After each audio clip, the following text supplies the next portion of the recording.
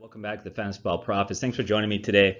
It's still the offseason, as you know. We're sitting here in March, but it's never too early to talk fantasy football, especially for somebody who has a dynasty league right now. Even I've taken a look at the offseason. I'm looking at my dynasty roster, beginning to kind of calculate who I'm going to keep and not keep and other considerations. So getting excited. We're coming up here on the draft soon. That's a pretty exciting time of year for all football fans.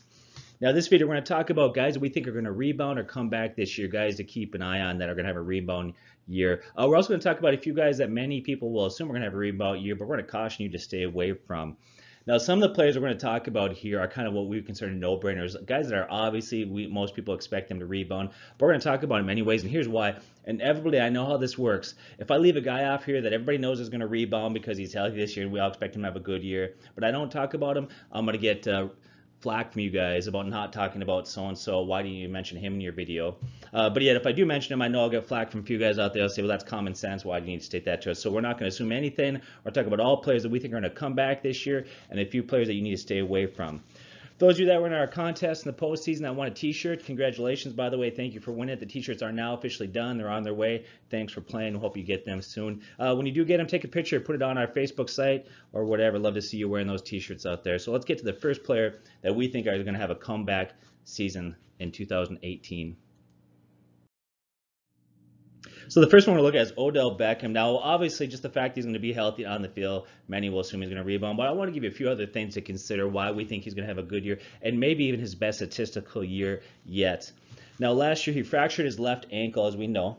Now, this is kind of good news because when we look at leg injuries in terms of like a leg break versus maybe an ACL tear, typically, not always, but typically leg breaks recover better and quicker. And so at this point, he's 100%, should be ready to go by the OTA, so he's recovered from that. But here's another huge boost for Odell Beckham this year, and that's the addition of Pat Shurmur as their head coach. As you know, the Giants' offense was dreadful last year. And he did wonders. Pat Shurmur did wonders with Case Keenum last year. You know, the great year that he had. He really helped Adam Thielen. And then he really worked magic, not just with Case Keenum, but if you go all the way back to 2013 when he's offensive coordinator under Nick Foles had a phenomenal year under Pat Shurmur. He had 27 touchdown passes, only 2 interceptions, and a quarterback rate of 119. So Pat Shurmur's done wonderful with quarterbacks. We think he'll be a huge boost for Eli Manning, which will, of course, will affect Odell Beckham. Now, last year, a lot of people felt that Odell was off to kind of a slow start statistically, that maybe had a decline last year. He did, but it was very, very minor. First of all, it was only through 4 games, so it's hard to judge a whole year based on 4 games. Now, if you look at his first 3 seasons, what he averaged, his first 3 seasons, he averaged 96 catches per season, 12 touchdowns, and he averaged 1,374 yards. Well, last year through 4 games, he was still on pace for 1,200 yards, 100 catches and 12 TDs. The only thing that we saw a decline in was very slight would be in yards. He was still on pace to have a very good year. Another thing that bodes well for Odell Beckham is Sterling Shepard. Sterling Shepard has developed into a very nice wide receiver. Last year, he got a lot of playing time. When he was healthy and he played, he really excelled. He's a nice number 2 wideout and a good complement to Odell Beckham. He'll be going into his 3rd year there, and he's going to help take some pressure off him. Also, if you added the fact the development of future All-Pro tight end Evan Ingram looked really good last year for a rookie. So you had Shepard, you had Ingram in there. That's going to really help keep defenses honest. Now, do I have any concerns for Odell Beckham? Well, I do have a few concerns. One, of course, he had a recent partying video that came out, and then an altercation at a nightclub recently, and then you go all the way back a couple years ago, where is the infamous Florida partying trip. So there's some off-the-field issues that seem to be surfacing in Odell Beckham. There's a little bit of a concern there. Hopefully he can put these things behind him and move on. One thing that Pat Shurmur did say, and this is where I do have a concern, he made it very clear that he's not going to tolerate any distractions or drama on the team, so hopefully Odell can keep himself clean.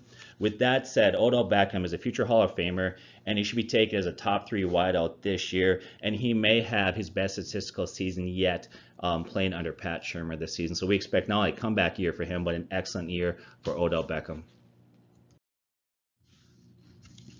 So Josh Gordon, so is he a tragic tale of wasted talent, or is he going to be the comeback story of the ages?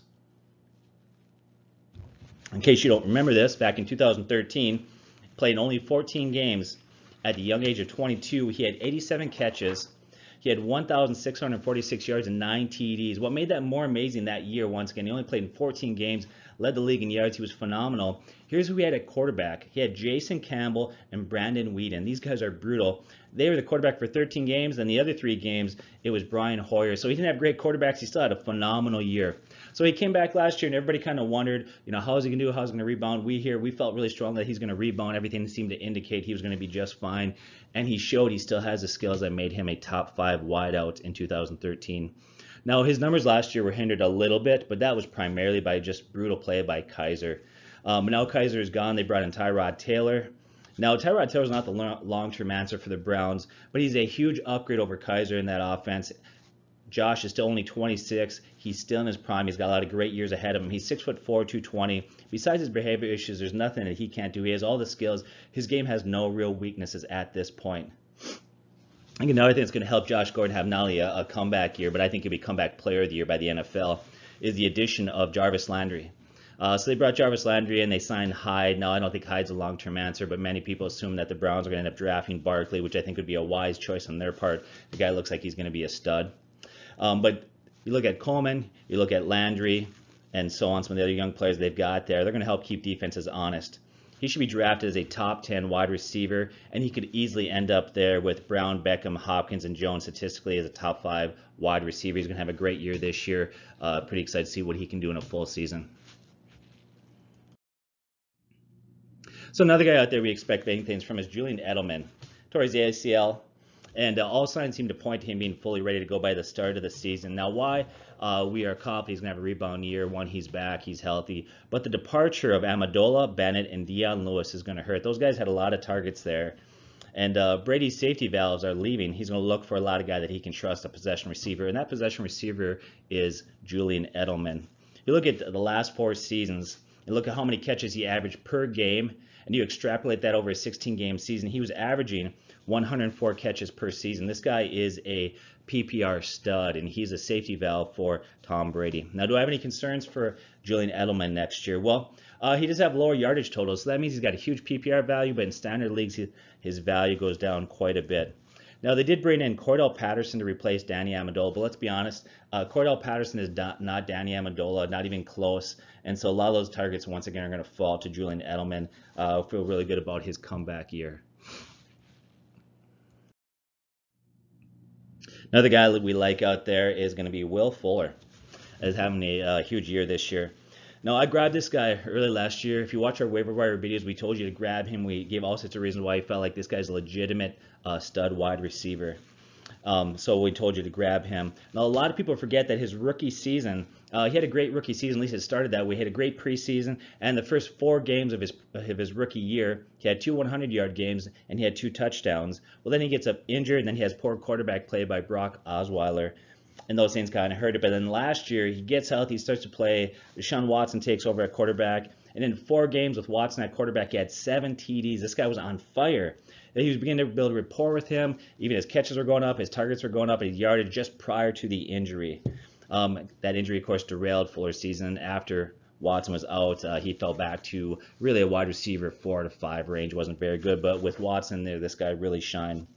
This former first-round pick has elite speed, and with Hopkins there, that's huge because Hopkins is a stud. So Hopkins is always going to draw the double teams. He's going to draw the number 1 cornerback on that team. That's going to leave Will Fuller in one-on-one coverage. And so we love what he's going to do there. We expect this year with Watson at quarterback and with him back healthy, this guy could easily fall into the wide receiver range of 20 to 25. 1,200 yards and 10 TDs is reasonably attainable for this guy. We like Will Fuller to have a good year this year. Another guy out there is Mike Evans. A lot of owners were disappointed by him. They expected him to be top 5 wide receiver. He had a major drop-off. He saw a drop in yards, TDs, and catches. Like I said, many projected him to be a top 5 wideout. In 2016, he led all wideouts in targets. So what happened to him? What was the deal? Why did he fall off? Well, quite honestly and simply, it was injuries to Jameson Winston.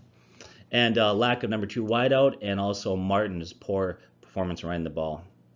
And so that's kind of really contributed to his off year. With that said, if you look at the first 6 games, he did have 4 touchdown receptions, so he was looking good. If he stays healthy, Winston stays healthy, easily breaks double-digit touchdowns. He's a big receiver at 6'5", and this creates matchup problems for other teams, especially in the red zone. So we expect him to rebound this year with 1,200 yards, 80 catches, 12 TDs. Very much a safe floor for him, and he could go even well beyond that if everything falls into place. I think another thing that bodes well for Mike Evans going into this upcoming year is Tampa Bay just extend him to a long-term deal, and this speaks volumes of the confidence they have in Mike Evans. So we really like Mike Evans to rebound and be a top 10, top 5 wideout.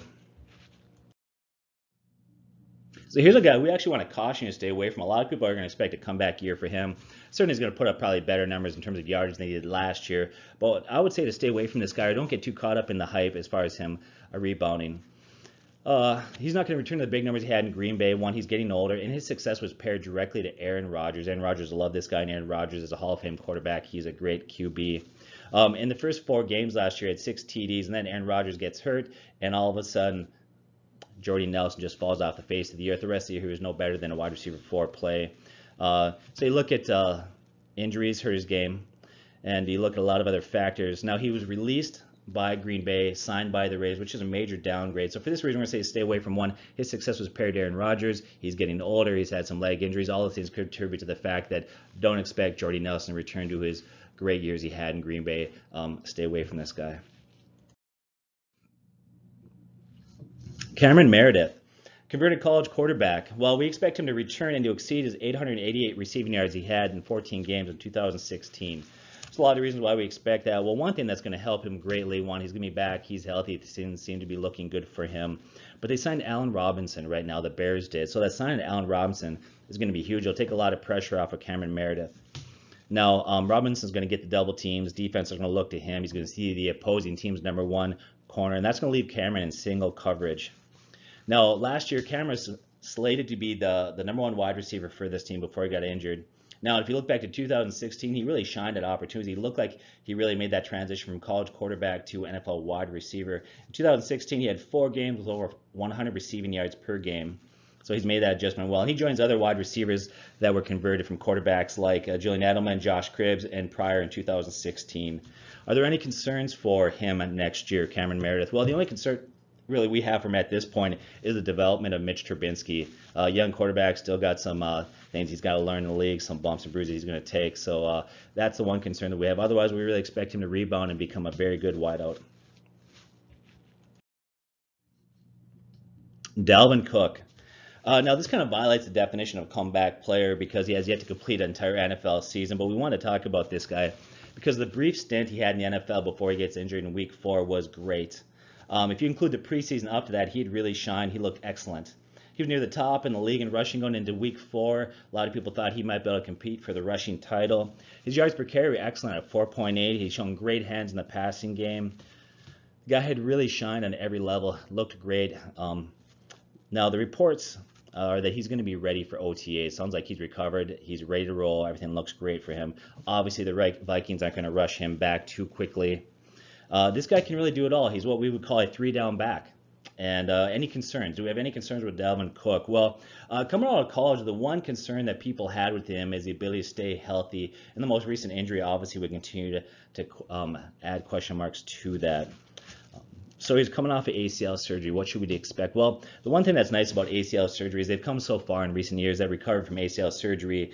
They've come a long way. And even right now, we're seeing a lot of guys have come back a lot quicker, a lot healthier, a lot more effective. It used to be like they would come back from ACL injury, and they would say it would take a whole other year or two before he was 100%. You see that with Edgar and James back in the day. His first year back, he struggled. That's not the case now. These players have come back a lot quicker, and so we think he'll be ready to roll. And the Vikings are going to rely heavily on him, especially now that Jerick McKinnon is gone. Now, with Cousins at quarterback, this is another thing that bodes really well for him. With Cousins at quarterback there, and with wide receivers like Diggs and Adam Thielen, they're a potent wide receiver combination, meaning that defenses can't load the box to stop Dalvin Cook. We think that 1,200 rushing yards and 50 catches is nothing for Dalvin Cook this year. Pierre Garcon is another guy that we expect to come back here. Now, when you look at times that he's been there with Coach Shanahan, he's really thrived. It's important to note that his best year statistically was when Coach Shanahan was the offensive coordinator. In his best years as a pro, he had 113 catches, 1,436 yards, and that came under Kyle Shanahan's guidance. He continued to do well last year as Kyle's coach. In fact, he was having a good year before the injury. He was on pace to have 80 catches and 1,000 yards. And he did that with subpar quarterback play because he got injured just prior to Jimmy Garoppolo taking over at quarterback. And so now with Jimmy at quarterback, we expect that's going to help him significantly. Are there any concerns with Pierre Garcon? Well, here's some concerns we have. One, he's not young. and the emergence of Marquise Goodwin will steal a few targets from him. I wouldn't expect any more than 6 touchdowns. This guy's not going to get a lot of red zone looks. He's not going to get a lot of TDs, but 80 to 85 catches and 1,100 to 1,200 yards is very easy for him, well within grasp for next year. And he should be a cheap grab for you guys out there. He could fall late. Amari Cooper is another guy that we expect to rebound this year. If you're looking between years 1 and 2, he had a nice statistical progression. And so he really fell off last season. Well, is that cause for concern? Looked good year 1, year 2, progressed well, fell off greatly. Is there cause for concern? Not really. We think he fell off. It's very clear why he fell off. Injuries contributed significantly to that fall off. He had concussion. He had a lingering ankle injury. He only played 12 games. Oftentimes when he did play, he was banged up less than 100%. You also add to that, Derek Carr was banged up. He hurt his back. And when he was playing, he came back a little bit early. He wasn't 100%. He was ineffective. And then you add to that mix, not only is he going to be healthy and Derek Carr is going to be healthy, but they got John Gruden as quarterback, John Gruden as coach right now. And John Gruden's been excellent as far as really increasing his quarterback play and his effectiveness. In fact, if you take a look at it, what John Gruden did with quarterbacks like Brad Johnson and others like that, he's been great. You look at Rich Gannon, was another guy who under his tutelage really excelled. Last year, Amari Cooper had one game that was just huge. He blew up for 11 catches, 210 yards, and a TD. Just reminds us of how good he really is. He also finished the last 2 games. In the last 2 games, he had 2 touchdowns and a 100-yard game. And he had 7 TDs for the year. Not bad when you consider how little he actually played and how beat up he was. Now, they did lose Crabtree, but they gained Jordy Nelson. That's kind of a wash there. But this former first-round pick, 4th overall, was picked there for a reason. This guy should rebound just fine next year. Here's another no-brainer. Obviously, we expect him to rebound next year's Aaron Rodgers. Now, in terms of clutch play, postseason success, the greatest of all time is Tom Brady. But if you're not looking at postseason, if you're simply looking at overall regular season numbers and quarterback rating, hands down, the best quarterback of this generation is Aaron Rodgers. This guy is a stud.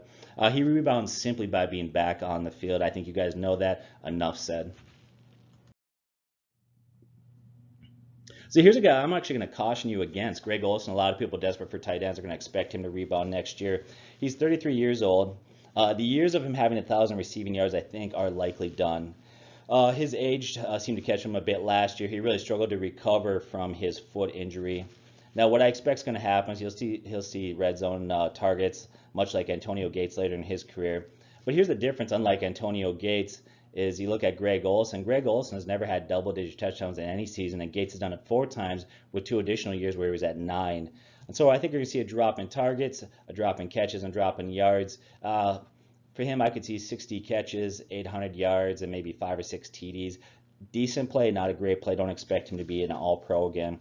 Also, there's been talk that Greg Olsen's been looking at doing hosting Monday Night Football once again. Just indications that this guy is at the twilight of his career. Another guy that should rebound this year is Emmanuel Sanders. Now, injuries and bad quarterback play caused him to drop statistically. But before 2017, he had 3 consecutive years of 1,000 yards. Now the Broncos signed Case Keenum. Now, Case Keenum is not what I would consider a proven quarterback. He's only really had 1 good year for the Vikings last year. But let's be honest, Case Keenum is a huge upgrade over quarterbacks like Trevor Siemian and Brock Osweiler. You look at Emmanuel Sanders, still young enough. Plus, he has Demaryius Thomas out there to really draw the attention of the other teams. So we expect that Emmanuel Sanders should rebound this year and get back to the 1,000-yard mark. Allen Robinson, now signed with Chicago Bears. We expect him to rebound this year. He tore his ACL in the first game last year. Really tough break. I really expect him to have a good year. But the thing is, this guy's still young. He's only 25 years old. If you look, he combined for 153 receptions, 2,283 yards, and 20 touchdowns between 2015 and 2016. Now, you look at his rookie year, he was injured often, and he was on the field, but he was only healthy on the field for 8 games during that stretch. If you really project that statistically out over 16 games, he would have had 1,000 yards. That's pretty good for a rookie that was playing on a bad offense. Now, if he had Achilles heel, if there's anything that hurt his play, it would be Blake Bortles. And so that was really the Achilles heel for Allen Robinson, was Blake Bortles. Now he's got Mitch Trubisky, who's really not much better. That's really a wash in terms of quarterback play. Blake Bortles is a little more developed in the league longer. Hopefully Mitch Trubisky has a higher ceiling, but right now he's got a lower floor. But Robinson's still young. He's very talented. He's the number one option for a team that's going to have to throw the ball a lot late in the game. So we like him to rebound and have a good year.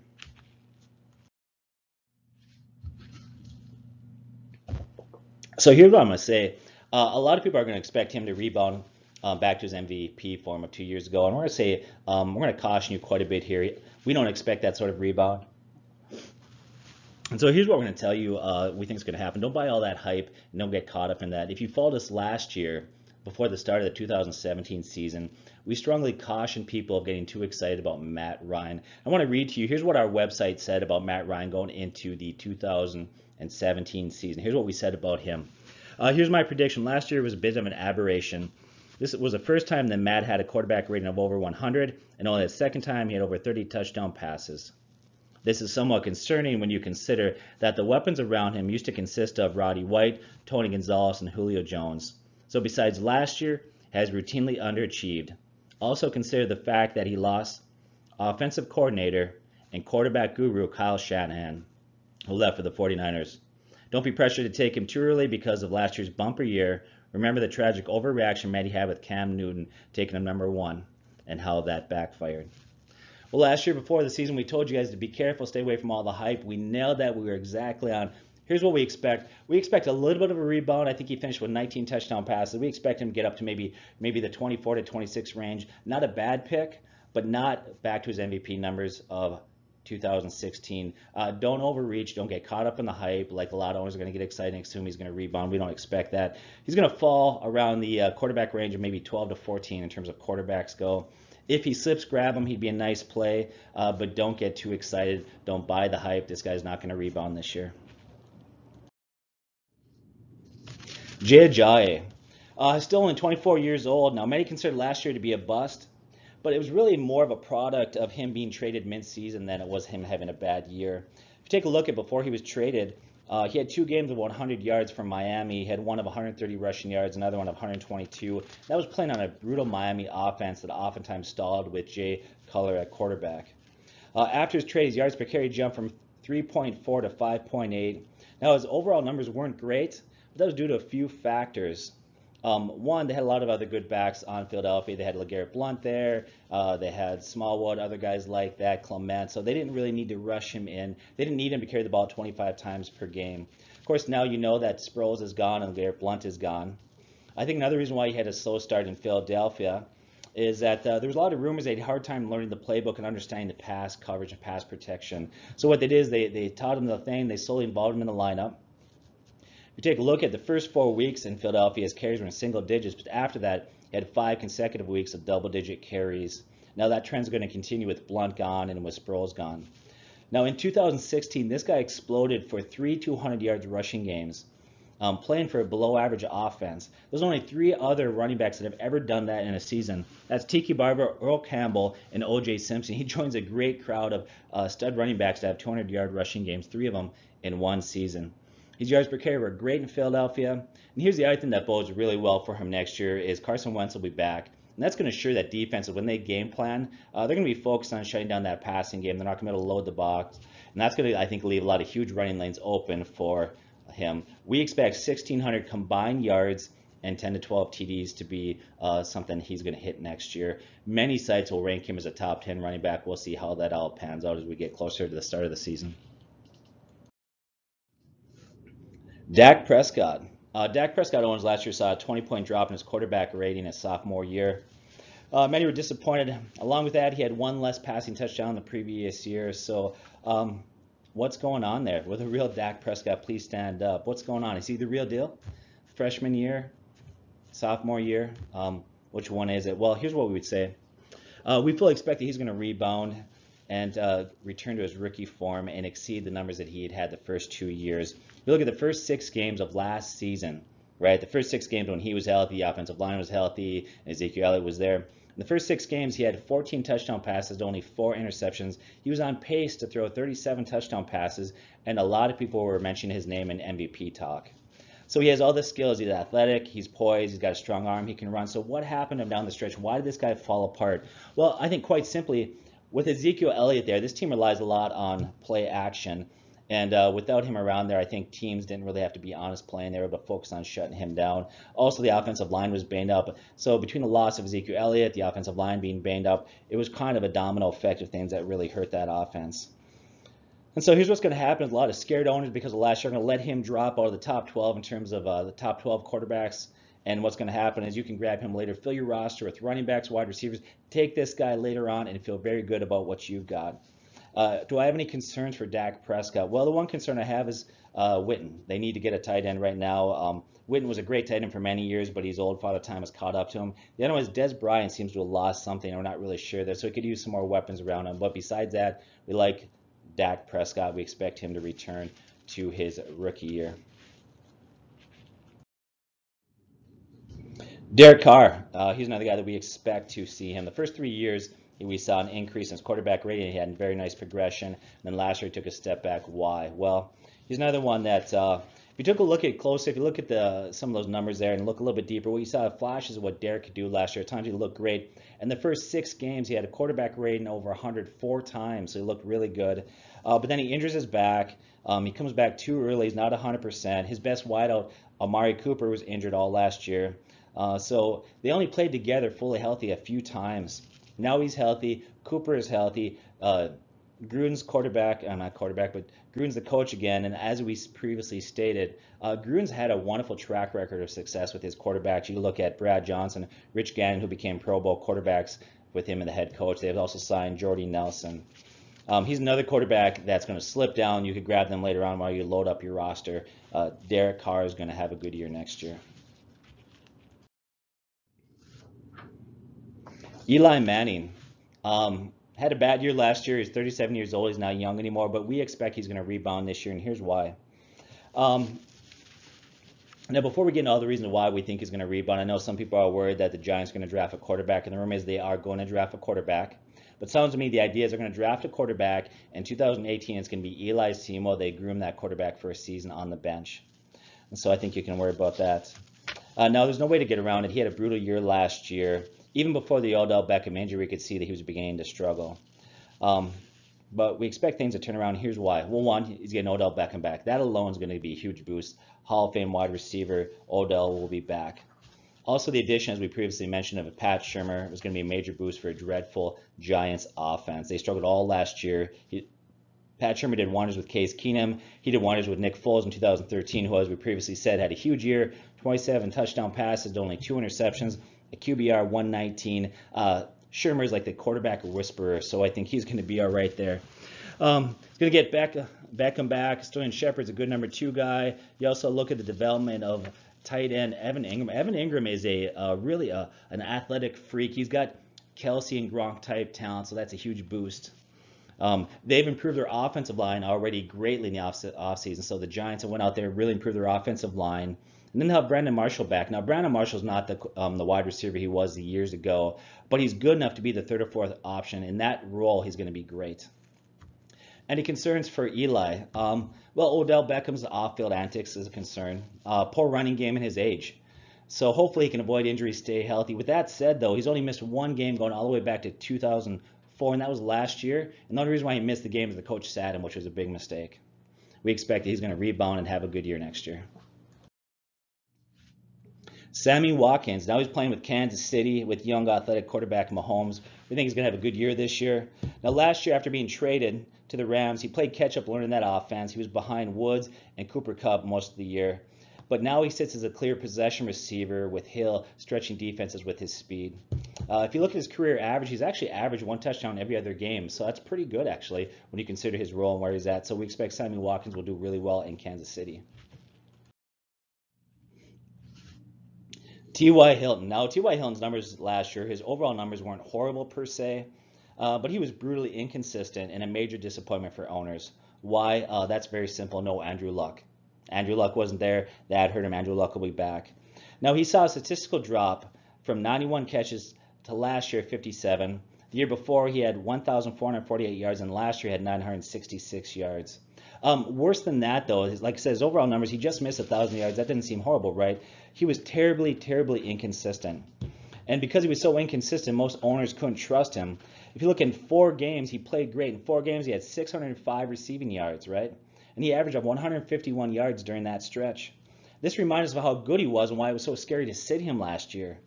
But the remaining 12 games, he ended up having 361 yards total.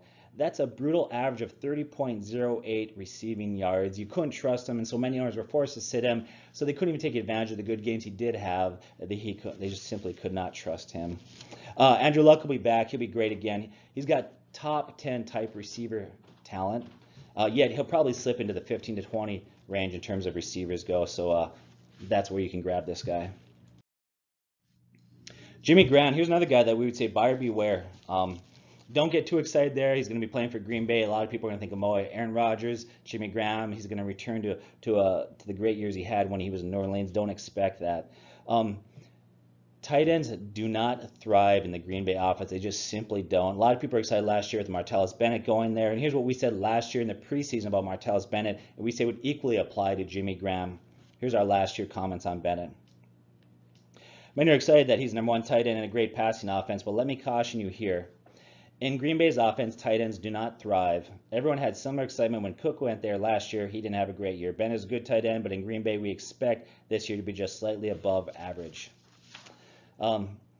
This offense and Rodgers tends to look downfield. Now you add the fact that Jimmy's getting older. He's had one too many surgeries. And so we're going to caution against getting too excited about him having a rebound year. We don't see that.